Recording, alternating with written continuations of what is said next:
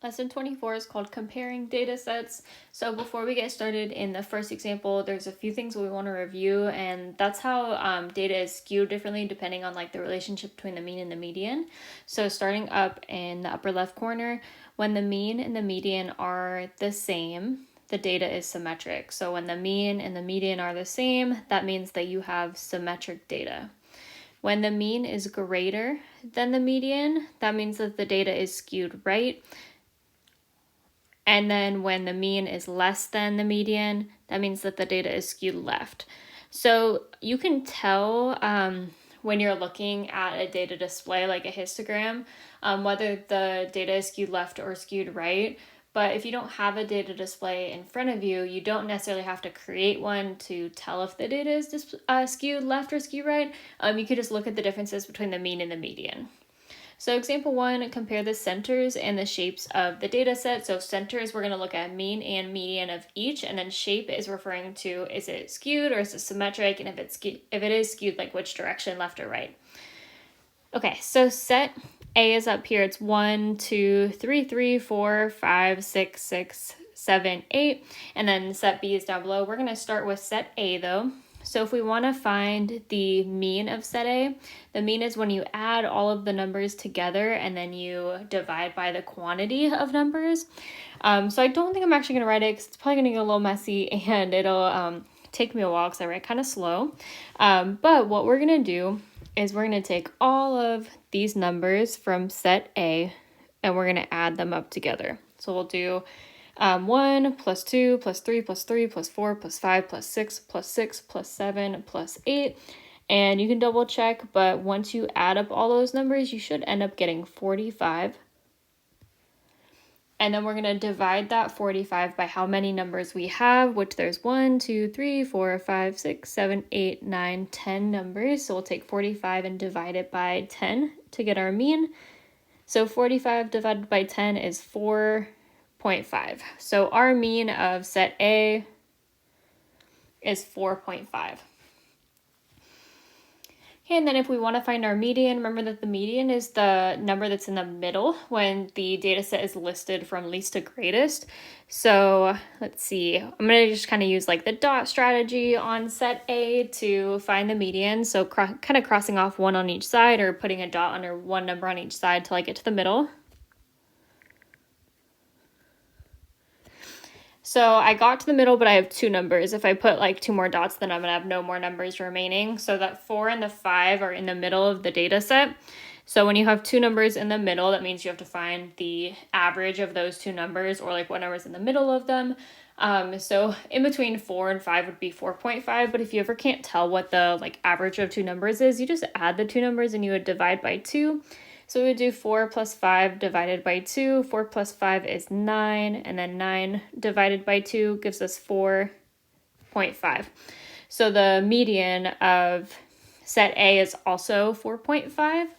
So since they're both 4.5, that means that the mean and the median are the same, and that means that the set A is symmetric. So going back up here, it says when the mean and the median are the same, the data set is symmetric, and that's like answering the question about like what is the shape of the data set.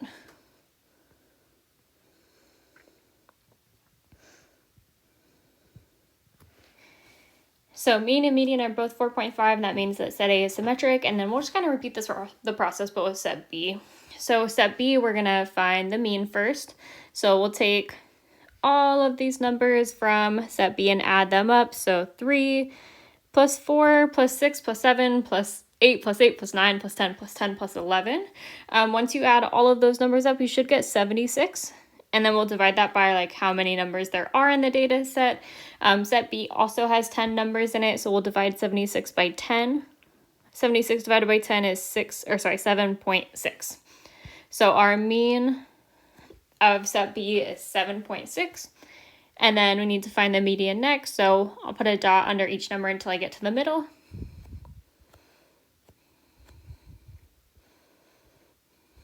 And then same thing here, I have two numbers in the middle. So in the middle of my data set, there's an 8 and an 8.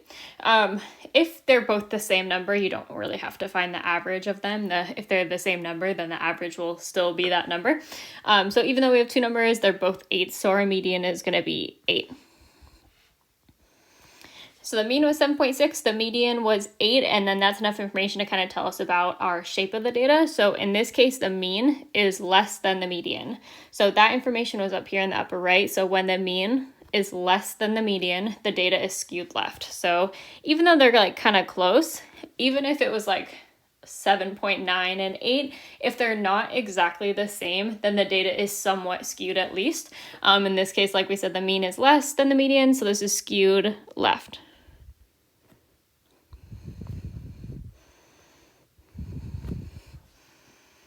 Okay, and then you can tell between looking at the two data sets, like set A and set B, set B certainly has like larger numbers on average than set A, because set A, the mean and the median were 4.5. For set B, the mean and the median were larger at 7.6 and 8.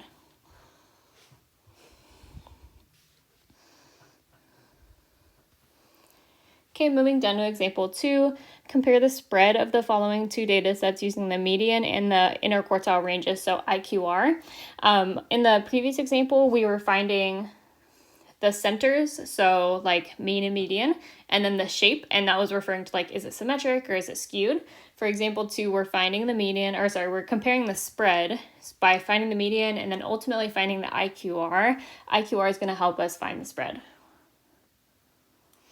Okay, so we have two sets, set L and set M. So if we want to find the IQR, or actually we'll start with the median. So I didn't leave a spot for them because we're just going to kind of point them out in the data set. But set L is 13, 15, 16, 16, 17, 18, 18, 18, 19, 21, and 45. I went ahead and just kind of shaded the numbers just so it'd be a little bit easier to find them, save a little bit of time in the video. But if we want to find the median is the number like in the very middle of the data set when it's ordered from least to greatest. Our data set is already ordered least to greatest, so we just need to look for the number in the middle of each data set, which is 18. So 18 is our median for set L.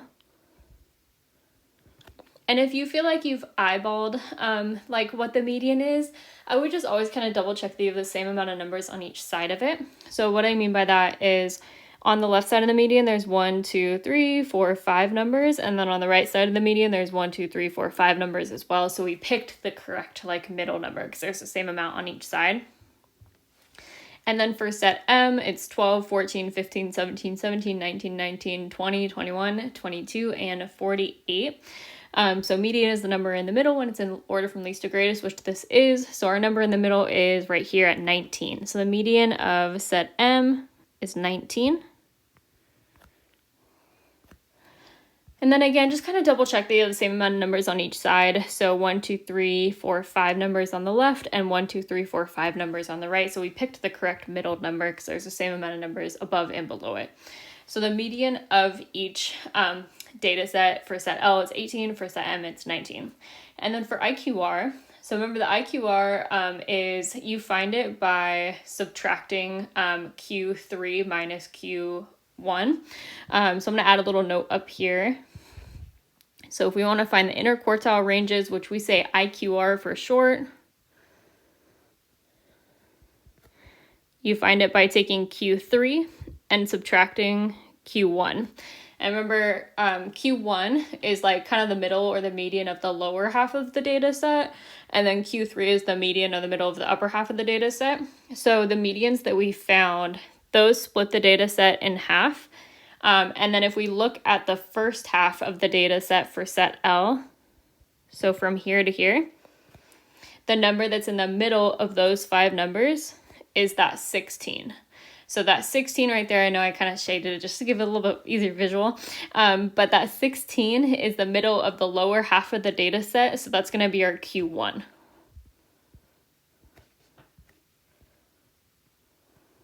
So Q1 is 16.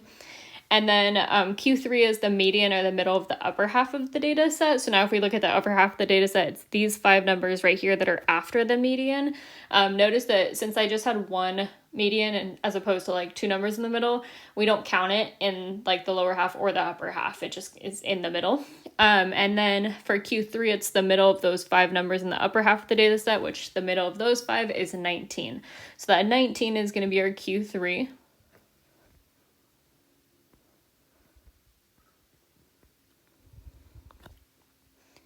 And then if I want to find the IQR of set L, I need to take Q3 and subtract Q1 from it. So to find that, I would do 19 for Q3 minus 16 for Q1, which is 3. So our IQR for set L is 3.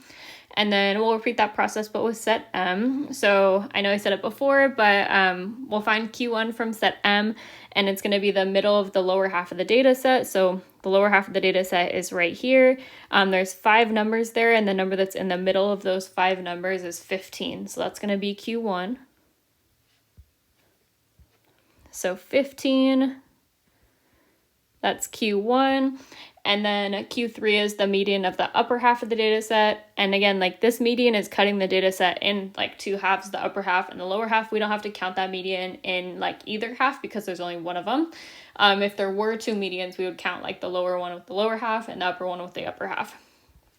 So looking at the upper half, it's these 5 numbers right here. The number that's in the middle of those 5 numbers is 21. So that's going to be our Q3.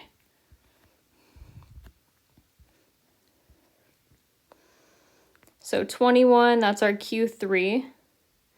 And then if we want to find our IQR, we have to take Q3 from set M, which is 21, and then subtract Q1 from set M, which is 15. So 21 minus 15. And that ends up being 6. So for set L, IQR was 3. For set M, the IQR was 6. The larger the IQR, the more spread the data is. So we could say set M is more spread, meaning like the data sets or the values are more spread out than set L. So set M is more spread than set L.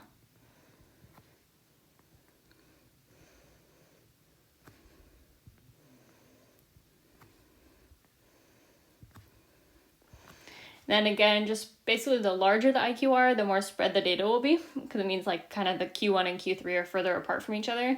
And then the smaller the IQR, the less spread the data will be, or like the more compact it'll be. Okay, moving down to example 3. The following data displays show the number of pets that students have in 2 different classes.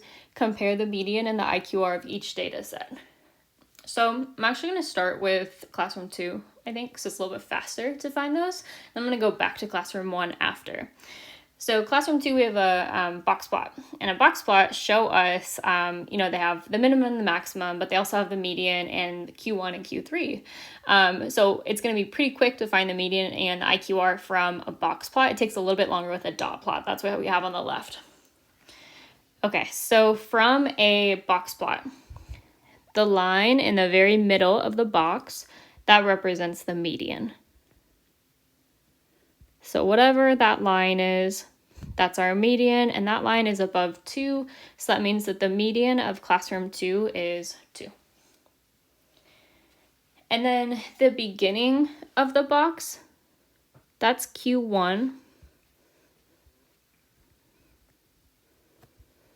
So whatever that's over, it's going to be Q1. And this is like kind of halfway in between 0 and 1, so that would be like 0.5 or 1/2. And then the end of the box is Q3. So end of the box is hovering over like 3 on that horizontal axis, so that would be so Q3 would be 3. And then to find the IQR, remember we do Q3 minus Q1. So our Q3 is 3, and then we're going to subtract our Q1, which was 0.5.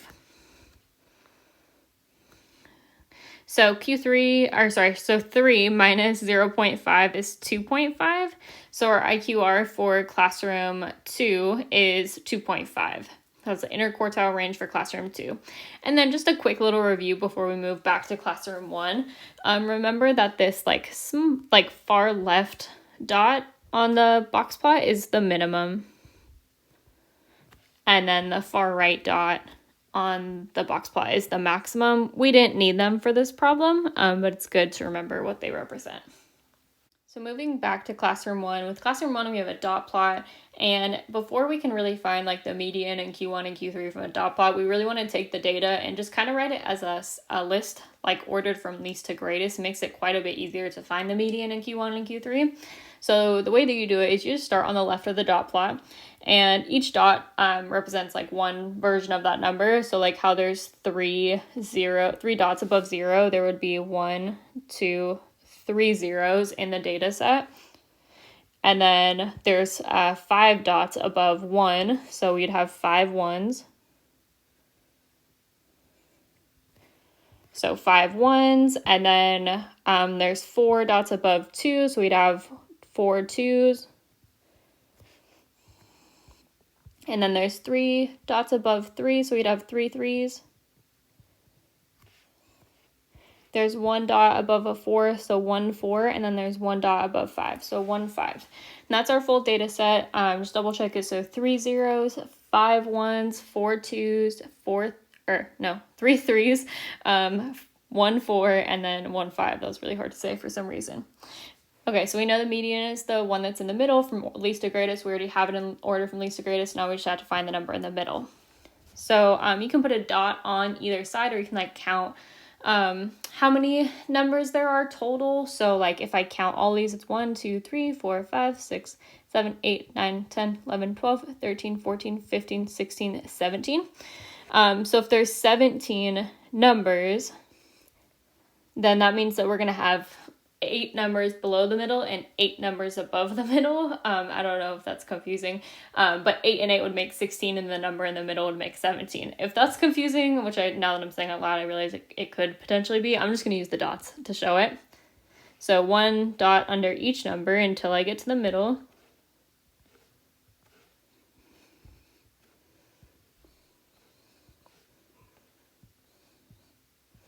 And then finally at the middle, and the number in the middle of our data set is 2.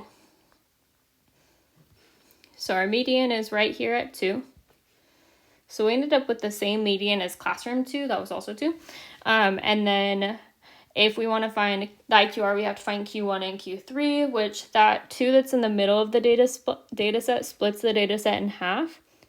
And then now we need to find the middle of each half of the data set. So the lower half is from here to here. So the number in the middle of those, I'm just going to put a dot on each side till I get to the middle. And this one has 2 numbers in the middle. They're both 1s though. So if they're both the same number, then Q1 just must be 1. So I'll just put a little mark over here. So Q1 is 1. So we had 2 numbers in the middle for Q1, and the average of 2 ones is still 1. Okay, and then the upper half of the data set is from here to here. So I'm going to put a dot on each side till I get to the middle. And I have 2 middles right here, 3 and 3. So if you have 2 numbers and they're the same number, then the average of them is just still going to be 3. So Q3 equals 3. So then now again for the IQR, we have to do Q3 minus Q1. So Q3 is 3, minus Q1 is 1, and then 3 minus 1 is 2. So my Q3 was 3, Q1 was 1, and then if I subtract the 2, I get my IQR, which was 2. Okay, so now if we want to like actually compare the 2 data sets, they both have the same median, so they both have the same middle number. For the IQR, classroom 1's IQR was 2, and then classroom 2's IQR was 2.5. So since classroom 2's IQR was larger, it was 2.5 versus 2, that means classroom 2 is more spread. So we'll say classroom, or I'm just going to say class 2 is more spread.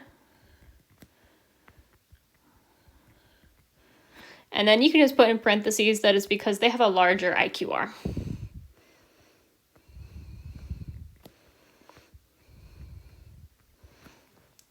So there's lots of different ways to kind of compare multiple data sets. You can compare their averages, meaning their mean, or their median, just different kind of central tendencies. Or you can kind of compare their spread using the IQR, or their overall range, like the difference between the max and the min, which we didn't do today. Or you can even compare the shapes. So are they symmetric, or are they like skewed left or skewed right?